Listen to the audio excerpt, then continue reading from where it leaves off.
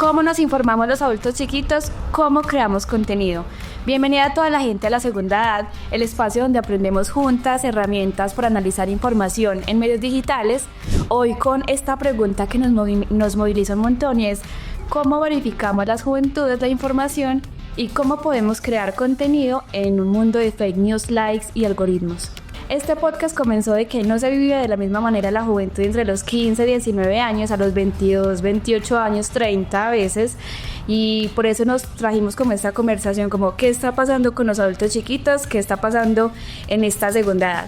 Bueno, y también nace de la necesidad de que los adultos chiquitos nos hacemos muchas preguntas todo el tiempo sobre temas como educación, finanzas, pero necesitamos analizar la información que nos llega para poder responder a esas preguntas, tener herramientas para analizarla, y esas herramientas las hablamos en La Segunda Edad.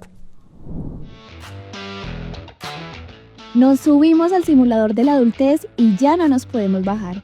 Esto es La Segunda Edad, un podcast joven para aprender a sobrevivir como adultos chiquitos.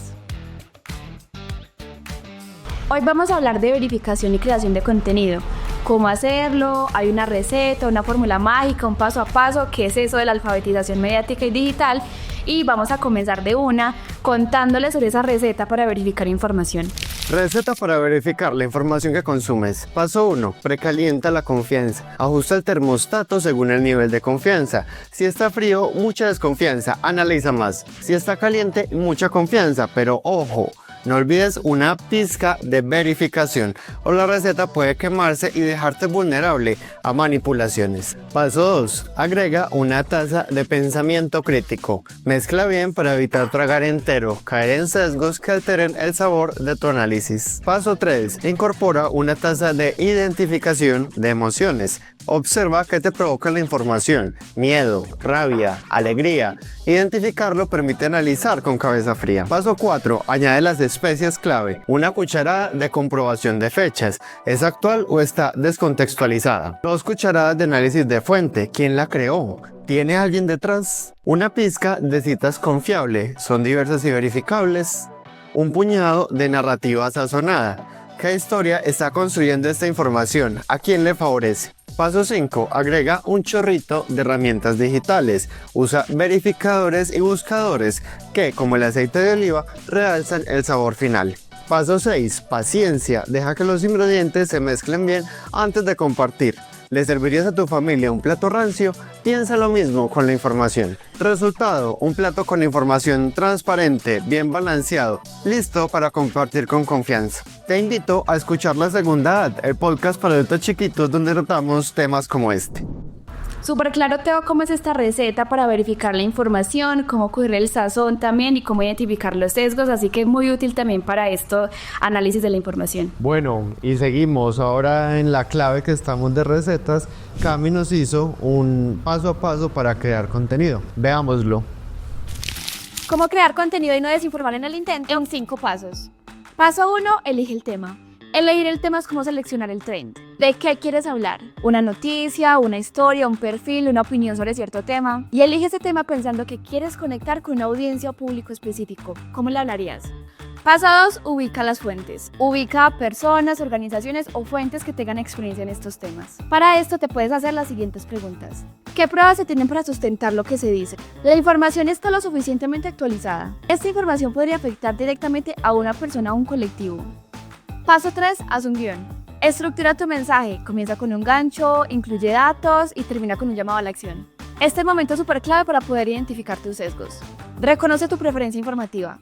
Cuestiona tus reacciones emocionales en ese tema y diversifica tus fuentes de información. Paso 4. Graba y edita. Recuerda que no necesitas tenerlo más, pero con lo que tengas a la mano lo puedes hacer. Usa elementos como videos cortos, de apoyo, ejemplos reales o gráficos. Y obvio, no olvides nunca los subtítulos. También puedes pensarlo así, el filtro que uses es como el enfoque de tu contenido.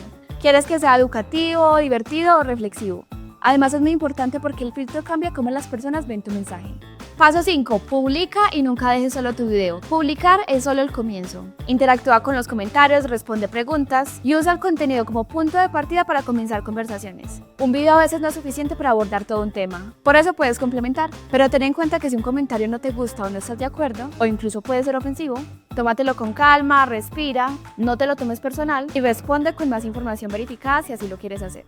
Y ahí lo tienes, alfabetización mediática y digital para crear contenido. ¿Te animas a crear contenido con información verificada?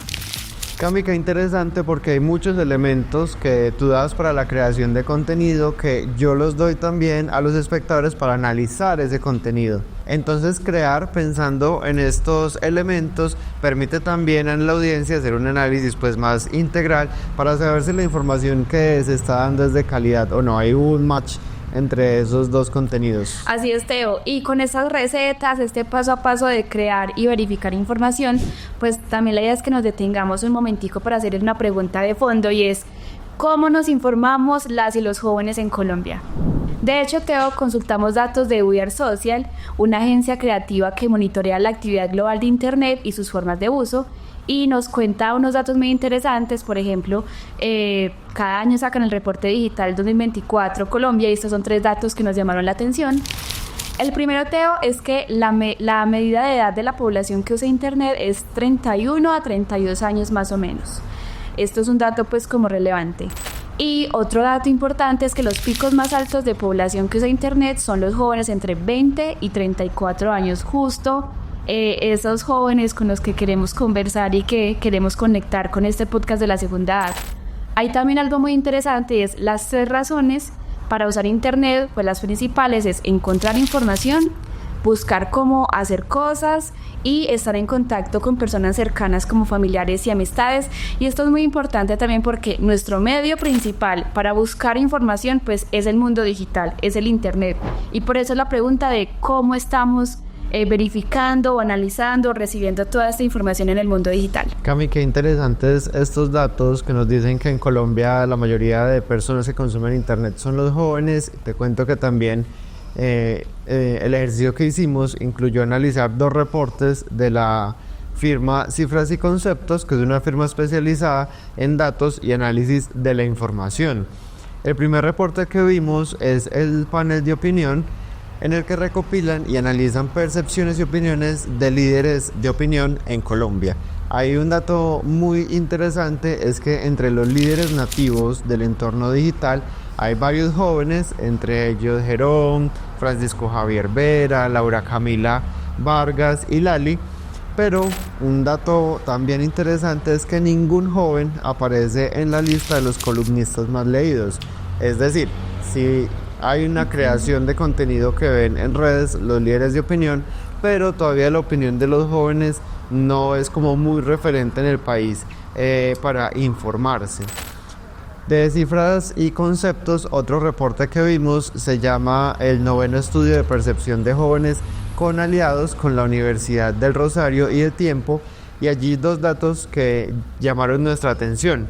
El primero es que las redes sociales ocupan el puesto 18 en nivel de confianza de los jóvenes en la categoría de instituciones y figuras. Los medios de comunicación ocupan el lugar 20 y los influenciadores digitales ocupan el lugar 22, último lugar de la medición. Y muy curioso también que los jóvenes, que somos los que más estamos en Internet con los datos que tú nos dijiste, no confiamos tanto en ello y confiamos más en otras instituciones, en otras plataformas como son las universidades, la Presidencia de la República e incluso la policía. Chan, chan, chan. Cha, cha, cha. Bueno, vemos que se usan mucho las redes para informarse, pero que hay como cierta desconfianza en ellas. Por eso, alfabetizar. Alfabetizar antes era como leer y escribir, ahora implica en el mundo digital aprender también a informarse de manera crítica y no caer en la desinformación, que también es un reto grandísimo. Por eso nace este concepto de la alfabetización mediática y digital. Pero, ¿qué es eso? O sea, como que hemos hablado un montón de eso, tenemos la ruta AMI, pero ¿qué es eso? De hecho, pues hablamos con de este concepto con Silvia Bacher, quien desde la UNESCO y desde una alianza regional viene reuniendo o haciendo un mapeo gigante de alfabetización mediática digital, y esto nos dijo sobre la alfabetización mediática y digital. La alfabetización mediática informacional es, desde mi punto de vista, una puerta de ingreso a los derechos humanos. ¿Por qué? Porque en un tiempo en el cual las transformaciones culturales, políticas, económicas, sociales cambian aceleradamente, donde las plataformas y los algoritmos inciden profundamente en nuestra manera de mirar el mundo, tenemos que tener herramientas que nos permitan pensarlo y sobre todo que nos permitan pensarnos a cada una y a cada uno de nosotros y a nuestros entornos, a las sociedades. Por eso, conocer las herramientas que nos brinda la alfabetización mediática e informacional es un derecho humano, es la posibilidad de leer el mundo, de preguntar, de construir un pensamiento crítico que nos permita ejercer ciudadanías plenas, participativas, donde nuestra voz, cada una de nuestras voces, realmente tenga el poder de cambiar, en principio, nuestro pequeño mundo. Pero cuando esa mirada se transforma en colectiva, bueno, ahí ya las posibilidades de transformación pueden ser mucho más grandes. De eso se trata este término que es un poco lejano a nuestro decir cotidiano, alfabetización mediática, informacional, pero que está lleno de temas que nos preocupan. Las plataformas, los algoritmos, los estereotipos, la desinformación, los discursos de odio, la participación y muchos otros son los ejes que construyen esta gran mesa en la que estamos todas las personas, las instituciones invitadas a sentarnos, a conversar para pensar el tiempo que vivimos. Bueno, seguimos hablando de AMI y Tara de Airex, que también ha estado acompañando a Credible con toda esta propuesta de fortalecer proyectos locales de jóvenes en alfabetización mediática y digital. Nos propone que veamos esta como una forma de ser, la forma como miramos e interactuamos con el mundo, y además nos propone lo siguiente.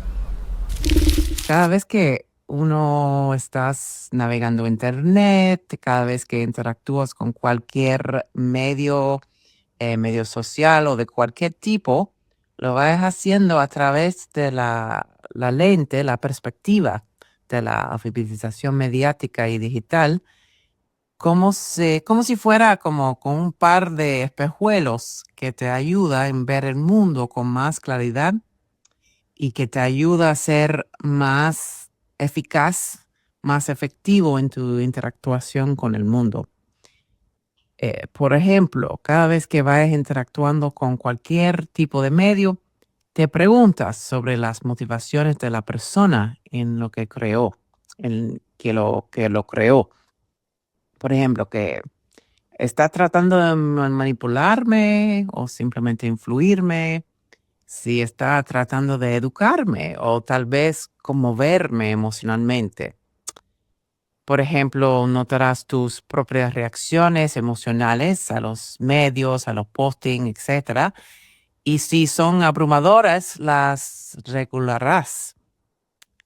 También te haces responsable de los medios que creas, que consumes, y responsable también que los medios, los posting, etcétera, que compartes con otros, con otras. Entonces, el objetivo es que uno se vuelva tan natural como ponerse los espejuelos por la mañana. Bueno, si es lo que uno necesita y utiliza espejuelos. Una cosa que todos los días yo hago para no sé, manejar en mi vida normal. O quizás tan natural como respirar. Y a propósito de esta mirada del mundo con perspectiva crítica respecto a la información, pues también conectamos con la creación de contenido. Porque Teo, los que creamos contenido, también nos podemos equivocar un montón. Ahorita les contamos chismecitos y precisamente ahorita mencionamos a Laura Camila, una de las creadoras nativas digitales que sale en el top de cifras y conceptos, y le preguntamos ¿cuáles suelen ser los errores más comunes a la hora de dar noticias y crear contenido?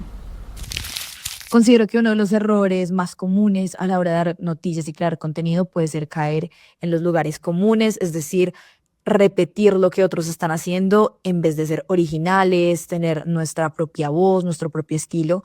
Antes se solían las noticias de una manera estándar, pero las redes sociales han cambiado la forma en la que uno da noticias. Entonces, mientras más innovador se sea, más se puede triunfar.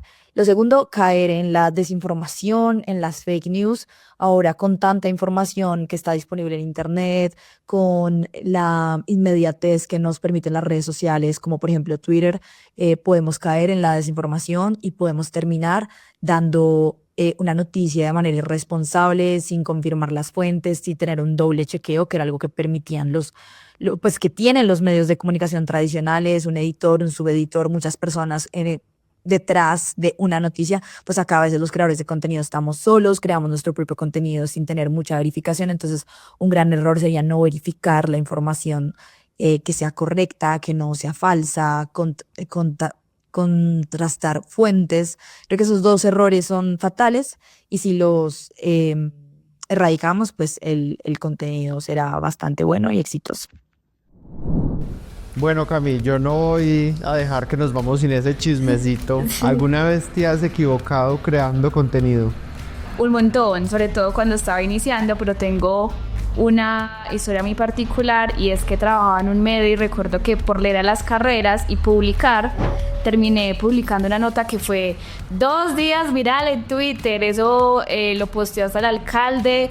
Fue un caos, fue terrible. Yo leía los comentarios de la gente, pues la gente veía el medio, no sabían que era yo, pero yo leía esos comentarios y yo dije, Dios mío, qué error. Obviamente también me he equivocado con otras cosas, como escribir mal nombres de personas, pero bueno, creo que hace parte también de este proceso. ¿Y tú? Cami, yo también. Una vez publicando una nota de una destitución de un alto cargo de la policía, confundí el nombre del destituido y puse el nombre de otro alto cargo de la policía. Me dieron palo impresionante, porque claro, una destitución es algo muy grave para una persona. Pero bueno, finalmente yo creo que reconocer que somos falibles y reconocer también estos errores a tiempo permite evitar esa desinformación y que las personas hagan ese análisis y también le ayuden a uno. Yo me di cuenta porque empezaron a publicar trinos de ¡ay, te equivocaste! Entonces esa relación de la audiencia con el creador también es súper importante. Así es, Teo, parte de pensarnos esto de la alfabetización mediática y digital es justo lo que hacíamos ahora en nuestras recetas y paso a paso, es verificar información, entender los sesgos, pero también comprender que es muy humano equivocarse, pero que también parte de ese proceso de la alfabetización mediática y digital con perspectiva crítica, pues es identificar los errores a tiempo y comunicarlo también, o sea, hacerlos visibles. Si quieres compartir las recetas que te trajimos hoy, puedes encontrarlas en nuestras redes que aparecen acá en la pantalla. Encuentra nuestros capítulos de la segunda edad sobre vínculos y familia, sobre liderazgo, en las cuentas de la segunda edad. Estamos en Spotify, estamos en YouTube y estamos en Facebook. Nos vemos en el próximo episodio para seguir hablando en la segunda edad de los temas que le interesan a las y los adultos chiquitos. Chao, chao. ¡Chao! Nos subimos al simulador de la adultez y ya no nos podemos bajar. Esto es La Segunda Edad, un podcast joven para aprender a sobrevivir como adultos chiquitos.